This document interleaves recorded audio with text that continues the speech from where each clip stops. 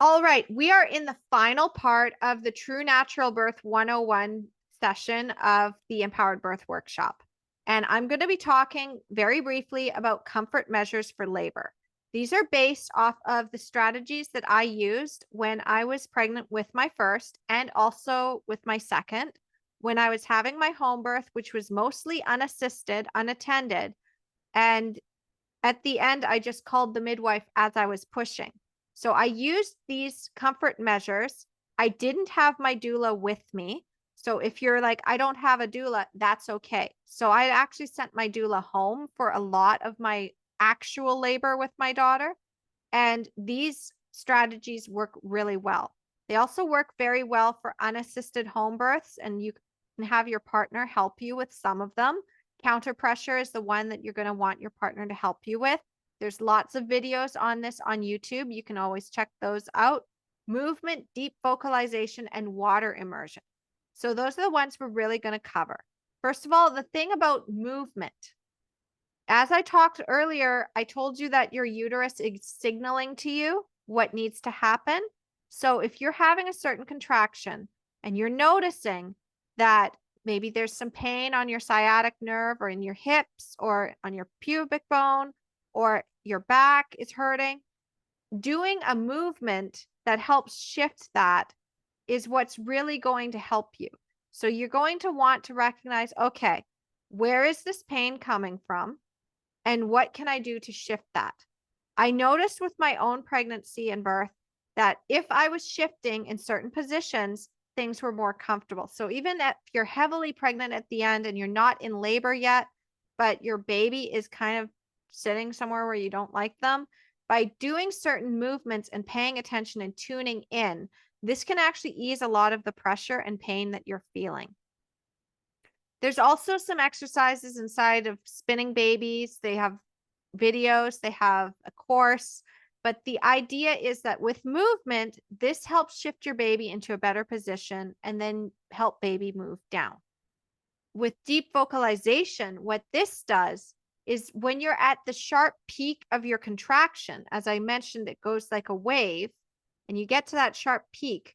If you're using deep vocalization through that and keeping your mouth wide open, this helps open up your cervix. This also starts putting the pressure and the energy downwards to get your baby out.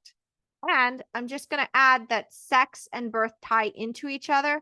If you are having a really, really intense sexual experience with your partner, sometimes it just feels better to moan and make noise to have a more intense orgasm.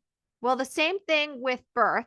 If you're using a deep vocalization during it, it takes the pain away and gives you still have the intensity, but it's taking the pain away and it's allowing you to redirect it to almost be pleasurable. And sometimes it can be pleasurable. In fact, if you're really into orgasmic birth, you can take some more training on that. Go check out orgasmic birth.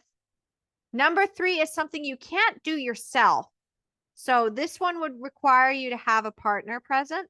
But if you can train your partner even before you go into labor to do counter pressure, whenever you feel pain in your hips or pain in your back, and really train them up to do that for you, this is not just helpful in labor, but this also helps with when you're having period cramps or if you've been carrying the baby all day long and they're on your hip and you're like, oh, I just need some counter pressure to ease this back pain or back spasm.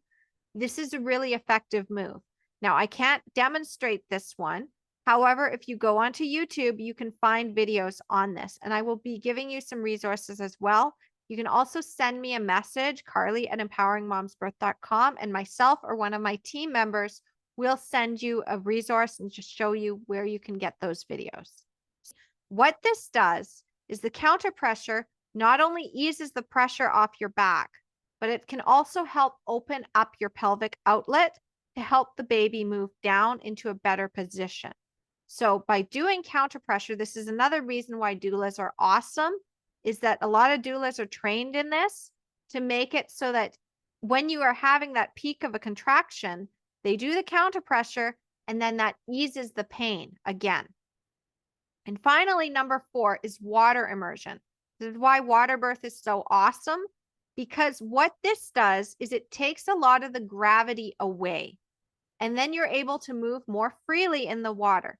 You also have the warmth of the water. The heat of the water allows you to have that full body warmth and experience, whereas a heating pad doesn't really do it, and neither does the shower, because you're only in a localized spot. Whereas if you're in the actual water, you've got it on your belly, you've got it on your chest, you've got it on your back, you've got it on your hips, you've got it everywhere. And this is allowing to make it so that you don't feel as much pain.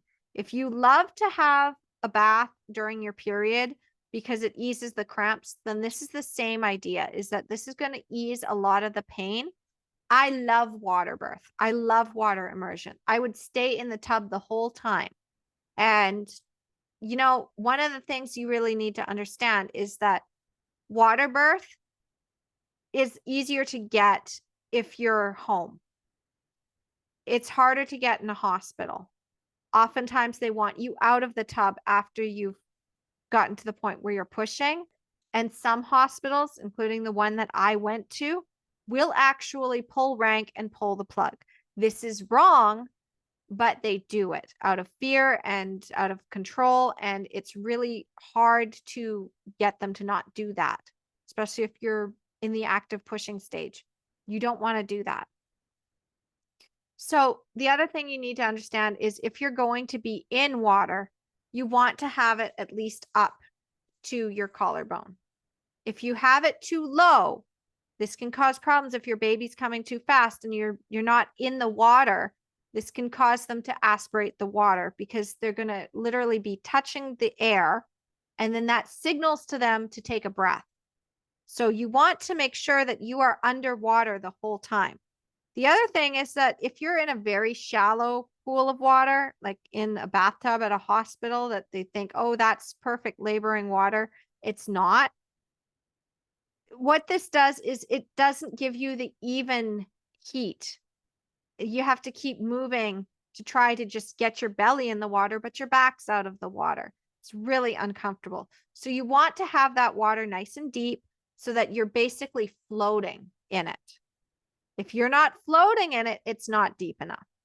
So make sure you have a pool that is deep enough for you to be able to climb in and have that water up to your collarbone so that when you are moving and navigating, you are completely immersed in it if you're going to do water immersion. And I do have another video that I interviewed someone who's with the Coalition of Water Birth of Canada, and she talks more about water birth. And you can check out that video as well. Now, just remember with comfort measures for labor that pain is how your body communicates to you to change something you're doing. So pain is part of the process, but suffering is optional. So these comfort measures are not to mask the pain. If you seriously have some pain going on, there is a reason for that. Your body is signaling for you to do something. Maybe it's to shift into a different position.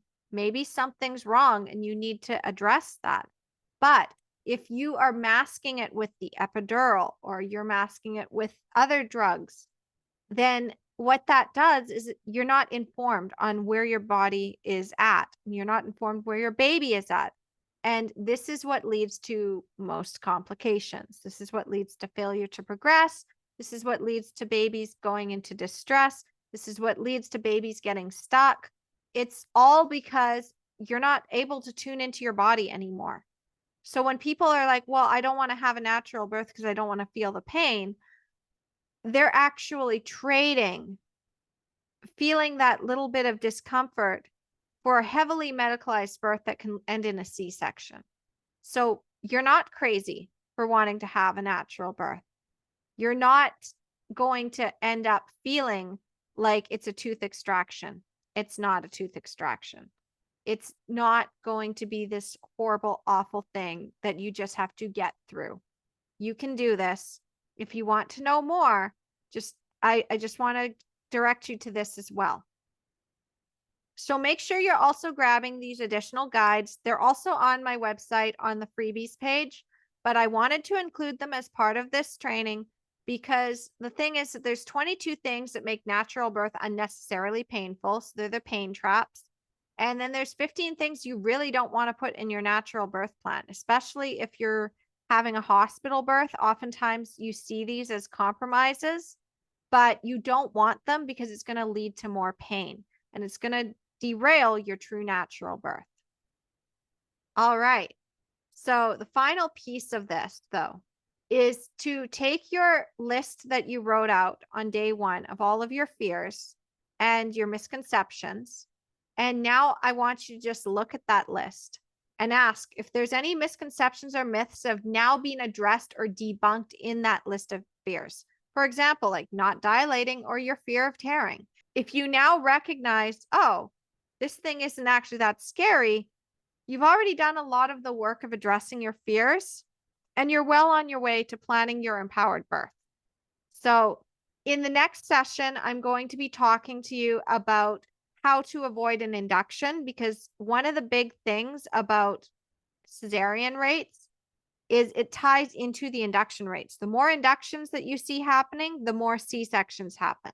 So I'm going to show you all of the traps that you might be falling into that you want to avoid, so that if you plan an induction, it's with full informed consent and you recognize that if you are having an induction, you are no longer having a true natural birth experience. So I want you to be aware of that. The second you introduce intervention into your birth, you are no longer following your birth process. You're no longer following the physiological birth model, the true natural birth model. And therefore, anything that you've learned about true natural birth is going to be deviating from that because you have now introduced intervention. So I just want to be very clear on that. This is why a lot of people, they're like, well, I did a lot of the natural birth classes, but it didn't work for me. That's because they introduced intervention. Whatever it was, they introduced something that derailed their natural birth. And then they're like, well, it was more painful. Yes, it was, because again, you fell into those unnecessary pain traps. So I will see you in the next session. Thank you so much for watching. And if you want to know more about true natural birth, as I said, there's lots of resources, lots of books. I also share on my YouTube channel, I share on Instagram, and I share on my website. So make sure you're also grabbing those resources as well. And as always, make sure that you're going through your workbook, because your workbook is going to give you not only the overview of these sessions, but also it's going to give you journal prompts that you're going to want to follow, because that is going to help you get the idea of what you want for your birth. It's part of your roadmap process. So make sure you're using that workbook. And again, if you have any questions, you can just send it to my team, hello@empoweringmomsbirth.com, or to me directly, Carly@empoweringmomsbirth.com. And I will get back to you. I will help you find those additional resources. As I said, there's just so much on true natural birth. A lot of it is hidden and people can't find it easily. So I want to make sure that you're getting the actual true natural birth resources and you're not falling into those natural birth traps. So before you do anything else, make sure that you are going through your workbook, understand these trainings, take advantage of the resources that I did tell you about. And if you have any other questions, you can always reach out to me. And I'll see you in the next session.